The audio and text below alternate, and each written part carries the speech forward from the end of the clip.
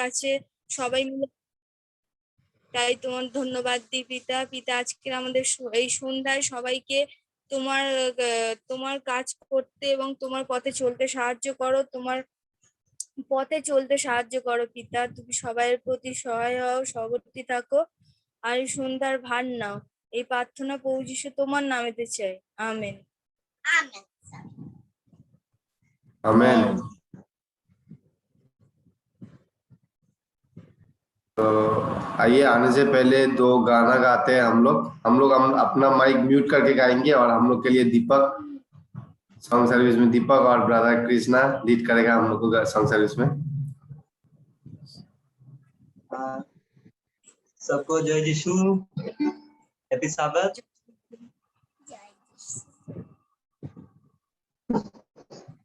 Happy साबत। पहले गाना के लिए हम हिंदी गाना गाएंगे, आज का दिन।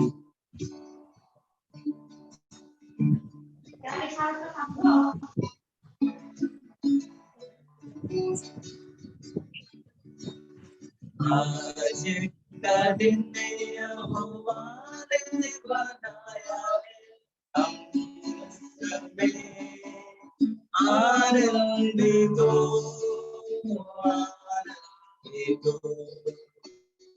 आज का दिन यहोवा ने बनाया है, हम उसमें आनंदित हो, प्रभु को महिमा मिले, चाहे हो मेरा प्रभु को महिमा मिले, चाहे हो मेरा वो बड़े में घटू रहे उसी का ध्यान। आज का दिन यहोवा ने बनाया है, हम उसमें आनंदित हो, आनंदित हो। आज का दिन यहोवा ने बनाया है, हम इसमें आनंदित हो,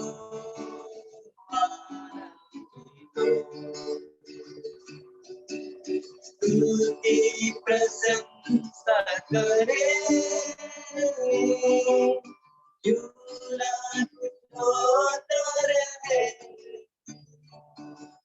स्तुति प्रशंसा करे, क्यों ना होता रहे, उसको हम पाते रहे, चाहे जहाँ भी रहे। आज का दिन यहोवा ने बनाया है, हम आनंदित हो, आज का दिन यहोवा ने बनाया है, हम आनंदित हो। Thank you brother Deepak, thank you. और एक बार कि सुंदर गाना के लिए हम लोग शुरू करेंगे, और शुरू करने से पहले हम रिक्वेस्ट करेंगे फिर से एक बार, हम लोग का बीच में आरती दी है, आरती दी को रिक्वेस्ट करेंगे प्रार्थना करने के लिए, ओपनिंग प्रेयर करने के लिए। आइए हम प्रार्थना करेंगे। धन्यवाद करते हैं महान स्वर्गीय परमेश्वर कि आपने सारा सप्ताह हम सबको अच्छा रखा और ये सुंदर समय दिया है कि हम आपकी पवित्र विश्राम दिन में प्रवेश कर सके हैं और आपके महिमा के लिए इकट्ठे हो सके। पिता, आप अपने दास को अपने पवित्र आत्मा से अगुवाई कीजिए ताकि आज के दिन में वो आपका सुंदर सा वचन हमारे पास पहुंचा सके। और उसके अनुसार हम अपने जीवन में बदलाव लाएं, आपके आपके विश्वास में बढ़ते जाएं पिता, और लोगों के पास आपके सुसमाचार को पहुंचाएं। आप हम सबको आशीष करें, ये दुआ यीशु के नाम से मांगते हैं। आमीन। आमीन। हमें थैंक यू आरती दी। अभी हम लोग वचन में जाएंगे बिना टाइम वेस्ट किए। तो आज हम लोग का बीच में ब्रदर दीपक मीन्स है, जो परमेश्वर का वचन हम सब से बांटेंगे। और आप सब जानते हैं उन्हें, और जो नहीं जानते हम थोड़ा सा बोलना चाहते हैं। जैसे नीलिमा दीदी है, शायद दीपक को नहीं देखी है पहले, और देख भी अच्छा, तो देखिए, तो हम और इंट्रोड्यूस नहीं करेंगे, तो दीपक को समय देंगे परमेश्वर के वचन को शेयर।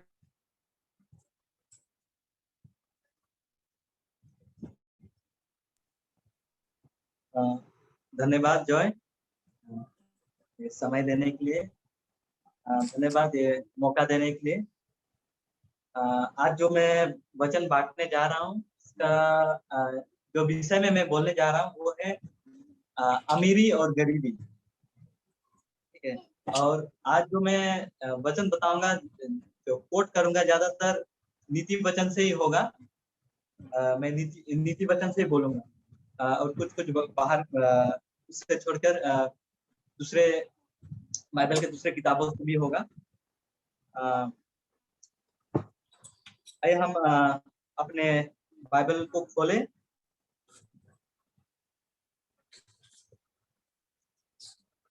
हम नीति वचन 8 खोलेंगे और 20 और 21 पढ़ेंगे।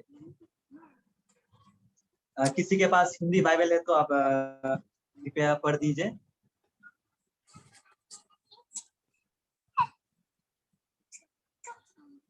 नीति वचन 8, 20 और 21।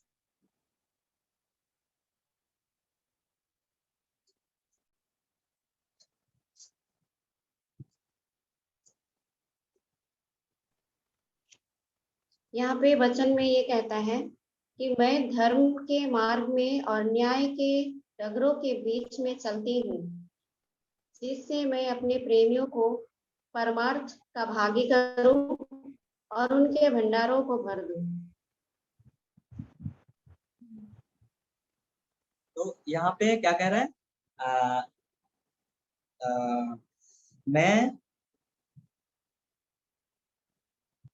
मैं कौन है यहाँ पे? यहाँ पे कोई मैं कोई व्यक्ति होगा शायद ना, आप लोग सोच रहे होंगे। लेकिन यहाँ पे मैं जो है वो कोई व्यक्ति नहीं है। मैं क्या बोलते हैं, ज्ञान यहाँ पे क्या कर रहा है, मतलब एक व्यक्ति की तरह बोल रहा है। मतलब राजा सोलोमन ने ऐसा लिखा है कि यहाँ पे ज्ञान को उन्होंने पर्सोनिफाइड किया है, मतलब उनको एक व्यक्ति के रूप में यहाँ पे उन्हें डाला है। और यहाँ पे क्या कह रहा है कि मैं कहाँ चलता हूँ? धार्मिकता के रास्ते में चलता हूँ और न्याय के मार्ग में मैं रहता हूँ। और जो उस पे चलता है, धार्मिकता के रास्ते पे और न्याय के रास्ते में चलता है, उसे क्या करता है? वो उन्हें आशीष देता है, मतलब उन्हें मदद करता है, उन्हें आशीष प्राप्त करने में। और उन्हें क्या होता है? धन प्राप्त होता है। यानी वो जो भी ज्ञान के रास्ते में चलते हैं, जो भी बुद्धि के रास्ते में चलते हैं, उन्हें क्या होता है? जो ज्ञान क्या करता है? उन्हें धनी होने में, अमीर होने में मदद करता है। हम बाइबल से पढ़ेंगे, मतलब चर्च में हम बहुत देखते हैं ये अमीरी और गरीबी चीज। मतलब हम चर्च में नहीं देखते, मतलब पूरा दुनिया में देखते हैं ये अमीरी और गरीबी चीज। और इससे मतलब हम सब प्रभावित है अमीरी और गरीबी में। तो हम देखेंगे कि बाइबल अमीरी और गरीबी के बारे में क्या क्या कहता है। और पर एक अमीरी चीज लेके, मतलब एक मिसकॉन्सेप्शन है, लोग गलत समझते हैं, अमीर होना वो लोग सोचते हैं गलत है। क्योंकि बहुत जगह जो बाइबल में है वहां दिखाया गया है कि अमीर जो है वो क्या उन्हें उतना अच्छा नहीं दिखाया गया है। जो अमीर रहते हैं, अमीर लोग क्या करते हैं, अन्याय करते हैं लोगों के साथ, और जो अमीर होते हैं वो अपना धन संपत्ति छोड़ना नहीं चाहते हैं। और यीशु मसीह कहते हैं कि एक ऊंट का एक सुई के जो आंख है उसमें से गुजरना आसान है, लेकिन एक अमीर जो है उसको क्या है, स्वर्ग में जाना, प्रवेश करना मुश्किल है। लेकिन परमेश्वर क्या चाहते हैं कि हम गरीब रहे। परमेश्वर क्या नहीं चाहते कि हम अमीर बने। आइए हम बाइबल में ढूंढे, हम देखें तो परमेश्वर जरूर चाहते हैं कि हम अमीर रहे, मतलब हमारे जीवन में सब कुछ रहे, कोई कमी घटी ना हो। परमेश्वर क्या कहते हैं, हमारा जो परमेश्वर है क्या है, वो सब कुछ जरूरत पूरा करने वाला परमेश्वर है। और वो चाहते हैं कि हम हमारे पास सब कुछ हो, हम धनी रहे। हम बाइबल में देखेंगे कि अगर हम धनी होना चाहते हैं, अगर हम अमीर होना चाहते हैं तो हमें क्या क्या करना है। आइए हम वचन खोलेंगे और वही जो वचन खोले थे उसी में पढ़ेंगे। नीति वचन 8:12 से 21 तक पढ़ेंगे।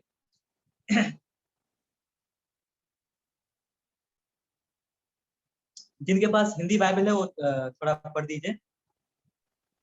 नीति वचन 12 से 21, 12 से 21 तक पढ़ेंगे। 21 ना 31? 21। ओके। यहाँ पे यह कहता है, मैं जो बुद्धि हूँ चतुराई में वास करती हूँ और ज्ञान और विवेक को प्राप्त करती हूँ। यहोवा का भय मानना, बुराई से बैर रखना है, घमंड, अहंकार और बुरी चाल से और उलटफेर की बात से भी मैं बैर रखती हूँ। उत्तम युक्ति और खरी बुद्धि मेरी ही है, मैं तो समझ हूँ और पराक्रम भी मेरा है। मेरे ही द्वारा राजा राज्य करते हैं और अधिकारी धर्म से विचार करते हैं। मेरे ही द्वारा राजा, हाकिम और रईस और पृथ्वी के सब न्यायी शासन करते हैं। जो मुझसे प्रेम रखते हैं उनसे मैं भी प्रेम रखती हूँ, और जो मुझको यत्न से तड़के उठकर खोजते हैं वे मुझे पाते हैं। धन और प्रतिष्ठा मेरे पास है, वरन ठहरने वाला धन और धर्म भी है।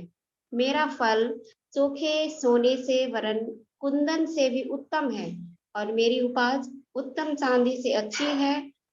मैं धर्म के मार्ग में और न्याय की डगरों के बीच में चलती हूँ, जिससे मैं अपने प्रेमियों को पारमार्थ का भागी करूं और उनके भंडारों को भर दूं। तो यहाँ पे क्या कह रहा है, जो बुद्धि, यहाँ बुद्धि क्या कह रहा है कि मैं क्या करता हूँ,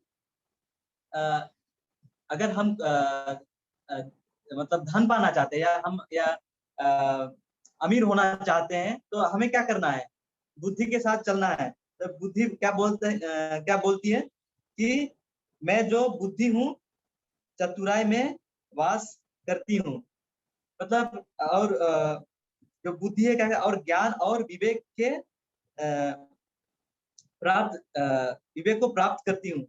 मतलब अगर बुद्धि है हमारे पास, अगर हम बुद्धि से प्रेम रखते हैं, बुद्धि को अपने पास रखते हैं, तो क्या होगा, हमें सब कुछ मिलेगा। क्या क्या मिलेगा, चतुराई और विवेक और यहोवा का भय मानना, बुराई से बैर रखना है, घमंड, अहंकार और बुरी चालों से। और खास करके मैं 18 में बोलूंगा कि धन और प्रतिष्ठा मेरे पास है, वरन ठहरने वाला धन और धर्म भी है। मतलब धन और प्रतिष्ठा मेरे पास है।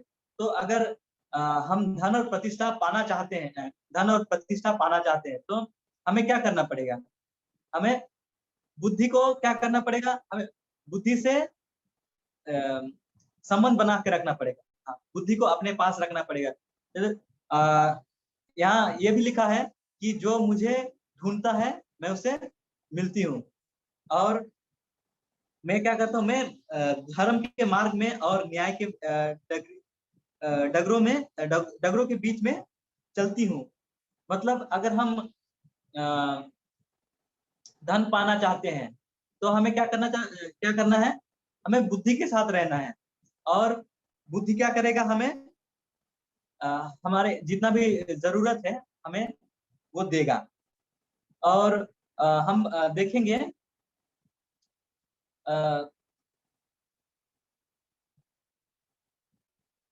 जब हमें धन मिलता है तो उससे क्या क्या फायदा होता है। जब हमारे पास धन रहता है, जब हम धनी रहते हैं तो उससे क्या फायदा होता है, हम देखेंगे। नीति वचन 13 का 22 खोलेंगे।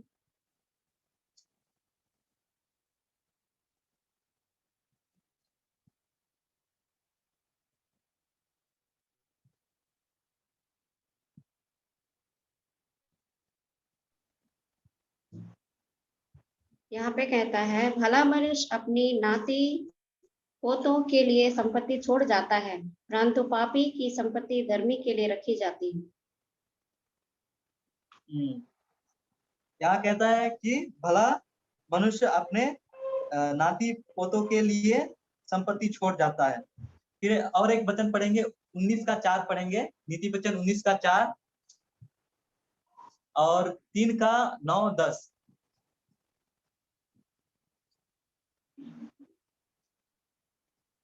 उन्नीस का 4 में, धनी के तो बहुत से मित्र हो जाते हैं, परंतु कंगाल के मित्र भी उससे अलग हो जाते हैं। यहाँ पे कह रहा है 19 में कि जिसके पास धन होता है उसके पास बहुत बहुत दोस्त होते हैं, बहुत सारे दोस्त होते हैं, लेकिन जो गरीब होता है अपने दोस्त से अलग हो जाता है। और 3 का 9 और 10 पढ़ेंगे।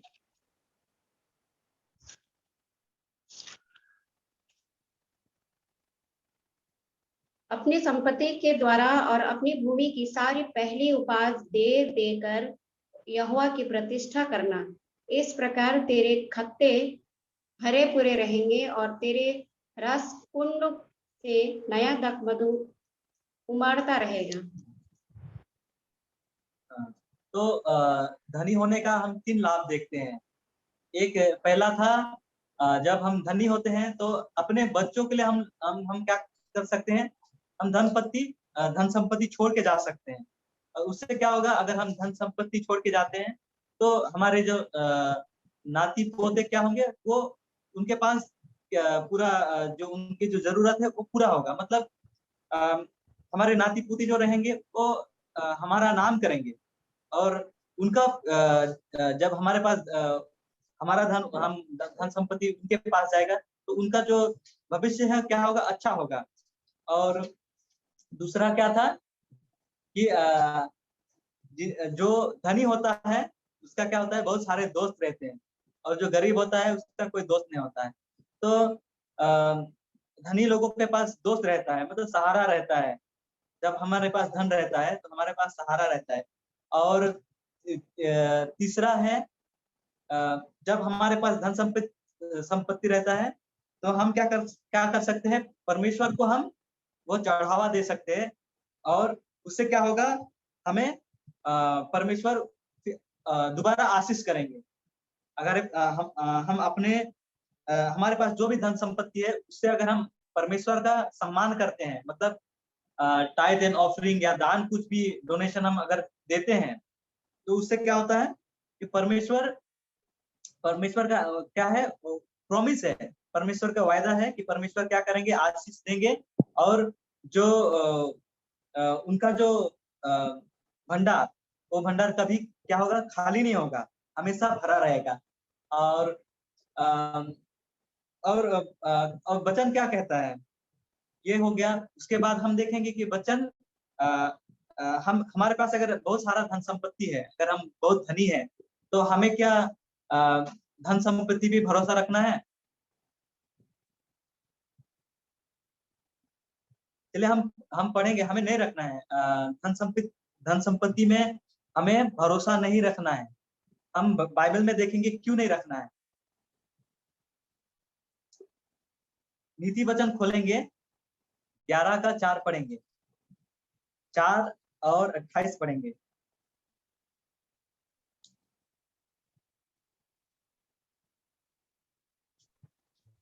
चार और कितना बोले?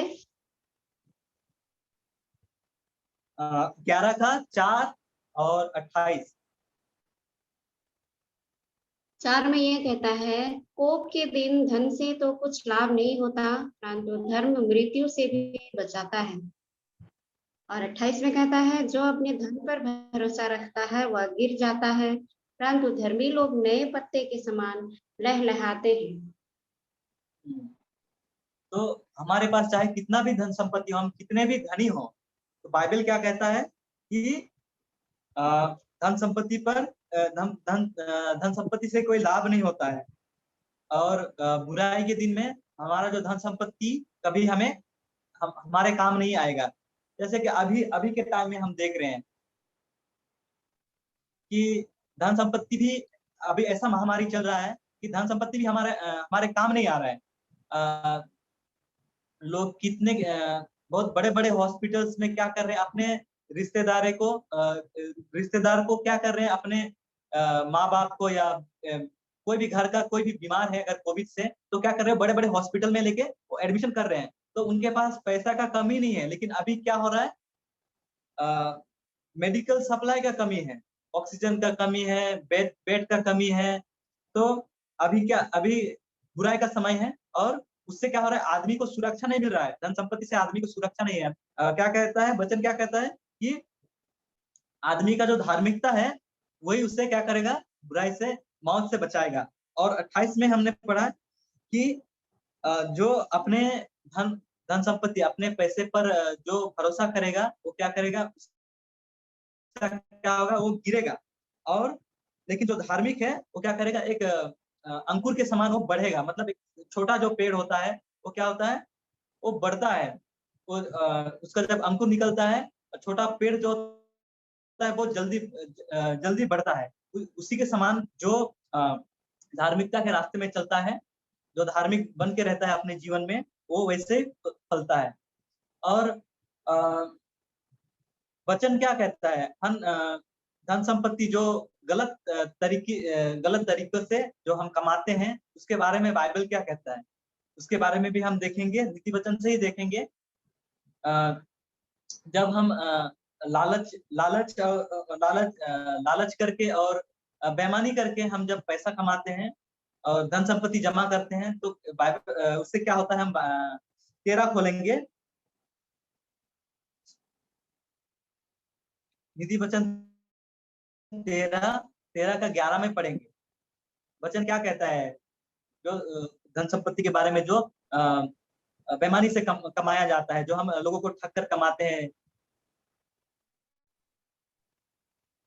निर्धन के पास माल नहीं रहता, परंतु जो अपने परिश्रम से बटोरता उसकी बढ़ती होती है।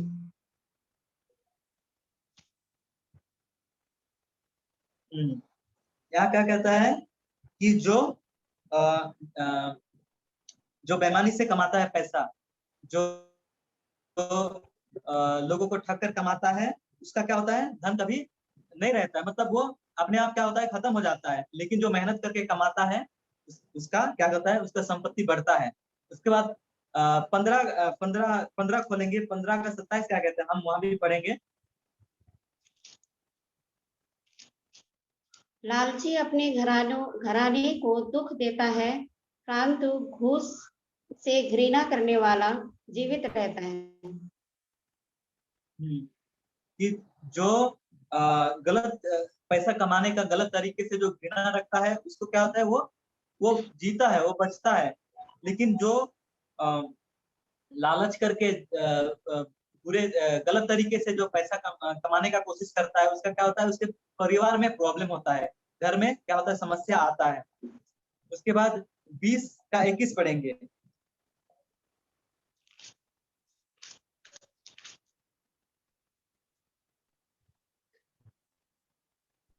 जो भाग पहले उतावली से मिलता है, अंत में उस पर आशीष नहीं होती। तो यहाँ कहता है कि जो पैसा मतलब गलत तरीके से कमाया जाता है, उससे क्या होता है, उसे आशीष नहीं मिलता है। तो उसमें कोई आशीष नहीं होता है। जो ईमानदार आदमी जो ईमानदारी से जब पैसा कमाता है, थोड़ा भी कमाता है, उससे क्या होता है, परमेश्वर आशीष करता है। लेकिन जो बेईमानी करके ज्यादा पैसा थोड़ा समय में क्या करता है, पैसा कमाना चाहता है, उससे क्या होता है, कभी फायदा नहीं होता। उसका आखिर में क्या होता है, खराब ही होता है, बुरा ही होता है। उसके बाद हम 21 में देखेंगे, 21 का 5 और 6 पढ़ेंगे। उसमें क्या कहता है, गलत तरीके से जब हम पैसा कमाते हैं। कामकाजी की कल्पनाओं से केवल लाभ होता है, परंतु उतावली करने वाले को केवल घटी होती है। जो धन झूठ के द्वारा प्राप्त हो, वह वायु से उड़ जाने वाला कोहरा है। उसके ढूंढने वाले मृत्यु ही को ढूंढते हैं।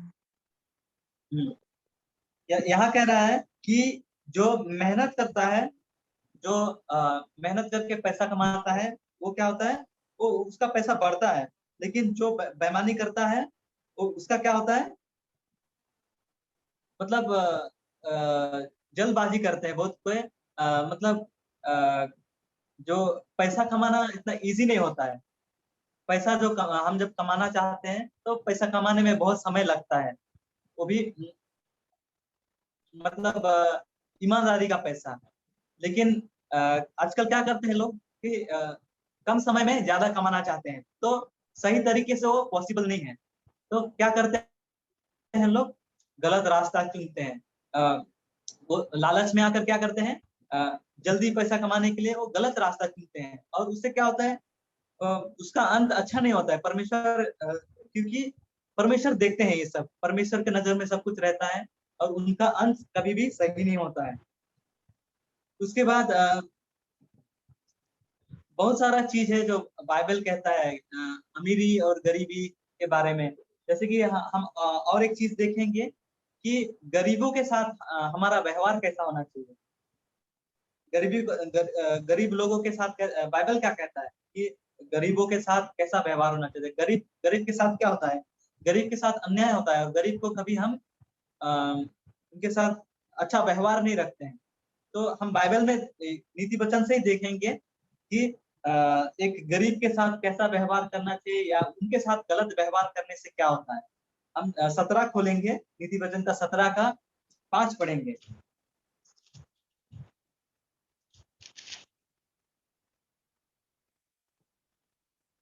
जो निर्धन को ठट्ठों में उड़ाता है, वह उसके कर्ता की निंदा करता है, और जो किसी की विपत्ति पर हंसता है, वह निर्दोष नहीं ठहरेगा। तो यहाँ क्या कहता है कि जो गरीब का मजाक उड़ाता है, जो गरीब पर हंसता है, वो किस पर हंस रहा है, परमेश्वर पर हंस रहा है। क्योंकि परमेश्वर ही सबका बनाने वाला है। परमेश्वर ने आपको बनाया है, मुझे बनाया है, गरीब को बनाया है, धनी को बनाया है। तो सबका बनाने वाला परमेश्वर है। लेकिन अगर हम हमारे पास धन संपत्ति है, तो अगर हम एक गरीब को देख के अगर उसका मजाक उड़ाते हैं, या उसको तुच्छ मानते हैं, या उसको अपने आप से दूर रखते हैं, जब वो मुश्किल में रहता है, जब उसको कुछ जरूरत है, तब मदद नहीं करते हैं, तो क्या होता है, हम क्या कर रहे हैं, परमेश्वर का मदद नहीं कर रहे हैं। हम जब एक गरीब का मदद नहीं कर रहे, परमेश्वर का मदद नहीं कर रहे। जब हम किसी गरीब पर हंसते हैं, या उनका जो हालत का मजाक उड़ाते हैं, तो क्या होता है, हम परमेश्वर का मजाक उड़ाते हैं।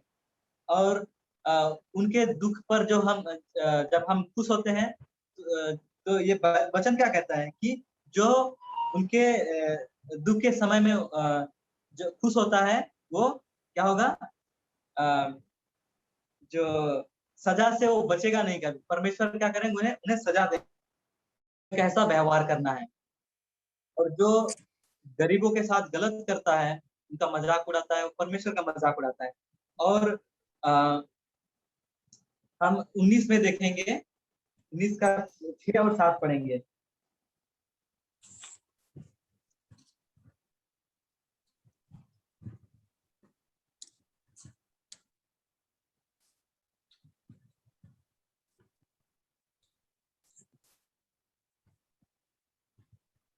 नीति वचन 19:6 का 7।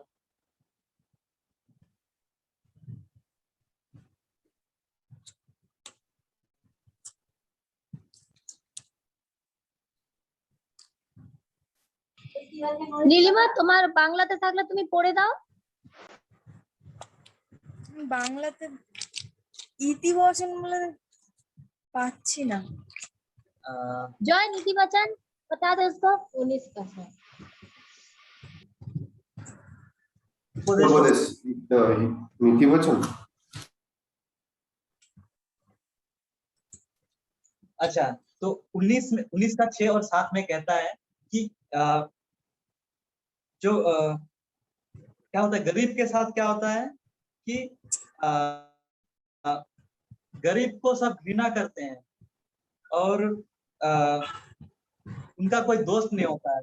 तो गरीब के साथ हमें कैसा करना चाहिए, हमें मदद करना चाहिए। और गरीब लोग हमें हमेशा आशा में रहते हैं, उनका एक आशा रहता है कि कोई हमारे मदद करे आके। और हम आखिरी वचन पढ़ेंगे, इसमें 21 का 13 पढ़ेंगे।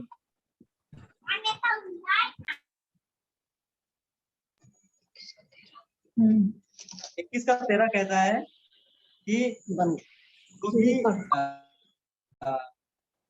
एक गरीब की ओर जो भी अपना कान बंद करता है वो खुद भी एक दिन रोएगा और उसका कोई नहीं सुनेगा। जो अगर कोई गरीब रोता है और हम अपना कान बंद कर देते हैं और उसको सुनने में हम क्या करते हैं, मतलब सुनना नहीं चाहते। एक गरीब जब रोता है तो हमें क्या करना चाहिए, मतलब सुनना चाहिए। मतलब इसका मतलब यह है कि हमें मदद करना चाहिए। जब कोई गरीब रोता है हमें मदद करना चाहिए और उसका भी वैसा ही रहेगा। तो हम खत्म करने के लिए हम नया नियम खोलेंगे, मत्ती का पुस्तक खोलेंगे कि इसके बारे में यीशु मसीह क्या कहते हैं।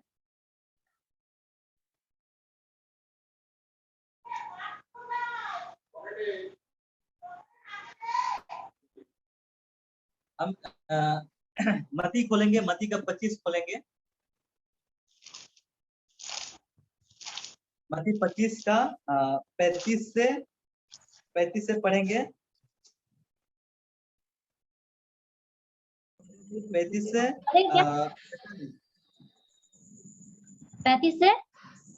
45 तक पढ़ेंगे। 45। क्योंकि मैं भूखा था और तुमने मुझे खाने को दिया, मैं प्यासा था और तुमने मुझे पानी पिलाया, मैं परदेसी था और तुमने मुझे अपने घर में ठहराया, मैं नंगा था और तुमने मुझे कपड़े पहनाए, मैं बीमार था और तुमने मेरी सुधि ली, मैं बंदी गृह में था और तुम मुझसे मिलने आए। तब धर्मी उसको उत्तर देंगे, हे प्रभु, हमने कब तुझे भूखा देखा और खिलाया, या प्यासा देखा और पानी पिलाया? हमने कब तुझे परदेसी देखा और अपने घर में ठहराया, या नंगा देखा और कपड़े पहनाए? हमने कब तुझे बीमार देखा और तुझसे मिलने आए? तब राजा उन्हें उत्तर देगा, मैं तुमसे सच कहता हूँ कि तुमने जो मेरे इन छोटे से छोटे भाइयों में से किसी एक के साथ किया, वह मेरे ही साथ किया। तब वह बाईं ओर वालों से कहेगा, हे शापित लोगों, मेरे सामने से उस अनंत काल आग में चले जाओ जो शैतान और उसके दूतों के लिए तैयार की गई है। क्योंकि मैं भूखा था और तुमने मुझे खाने को नहीं दिया, मैं प्यासा था और तुमने मुझे पानी नहीं पिलाया, मैं परदेसी था और तुमने मुझे अपने घर में नहीं ठहराया, मैं नंगा था और तुमने मुझे कपड़े नहीं पहनाए, मैं बीमार और बंदी गृह में था और तुमने मेरी सुधि न ली। तब वे उत्तर देंगे, हे प्रभु, हमने तुझे कब भूखा या प्यासा या परदेसी या नंगा या बीमार या बंदी गृह में देखा और तेरी सेवा टहल न की? तब वह उन्हें उत्तर देगा, मैं तुमसे सच कहता हूँ कि तुमने जो इन छोटे से छोटों में से किसी एक के साथ नहीं किया, वह मेरे साथ भी नहीं किया। तो हम यहाँ क्या देखते हैं कि प्रभु यीशु क्या कर रहे हैं, यहाँ पे खुद को गरीब बता रहे हैं, खुद को गरीब बता रहे हैं। और क्या कह रहे हैं कि यहाँ पे बहुत ही सुंदर चीज मतलब यीशु मसीह ने बताया है कि जब मैं क्या था, भूखा था, मतलब धार्मिक लोगों को जो गरीब का मदद करते हैं, गरीबों को जब गरीब भूखा रहता है उसको खाने देते हैं, जब वो नंगा रहता है उसको कपड़ा देते हैं, उसको कपड़ा पहनाते हैं, जब वो प्यासा रहता है उसको पिलाते हैं। तो अगर जब हम वैसा करते हैं तो यीशु मसीह क्या कह रहे हैं, जब हम उनके साथ ऐसा करते, गरीबों के साथ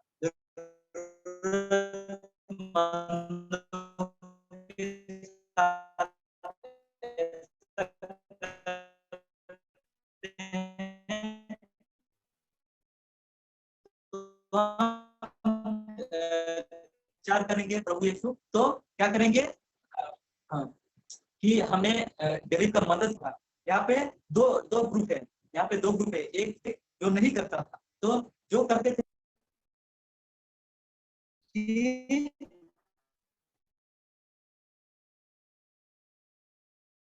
गरीब का मदद करना, मतलब यहाँ पे एक बहुत बड़ा लेसन, बहुत बड़ा सबक यीशु मसीह हमें देना चाह रहे हैं। जो गरीब है उनका हमें हमेशा मदद करना चाहिए।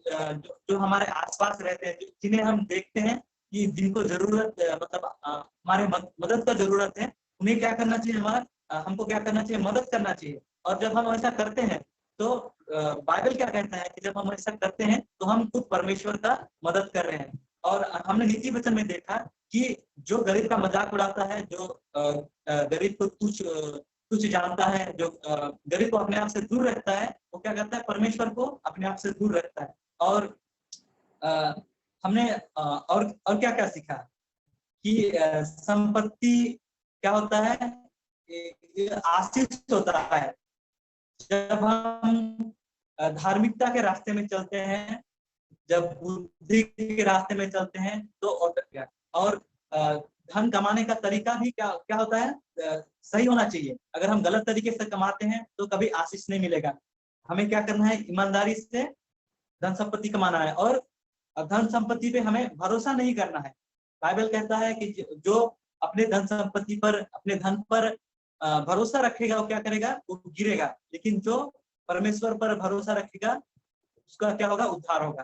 तो मैं यही वचन बोल के खत्म करना चाहता हूँ। परमेश्वर आप सभी को आशीष। थैंक यू ब्रदर दीपक, सुंदर वचन के लिए। हम सब कुछ ना कुछ सीखे आज कि सच में हम लोग जो गरीबों के साथ करते हैं वो हम लोग यीशु मसीह के साथ करते हैं। ये फिर से थैंक ब्रदर दीपक। हम लोग अंत करने के लिए और एक गाना सुनेंगे और रिक्वेस्ट करेंगे दीपक को एक गाना गाने के लिए, और क्लोजिंग प्रेयर ब्रदर दीपक ही करेगा हम लोग के लिए। और 2 रिक्वेस्ट है, प्रेयर रिक्वेस्ट। एक सिस्टर नीलिमा का बेटी के लिए, वैशी मंडल के लिए, वो बीमार है, और एक संता का अंकल के लिए वो प्रेयर रिक्वेस्ट भेजी थी कि वो भी बीमार है बोल के।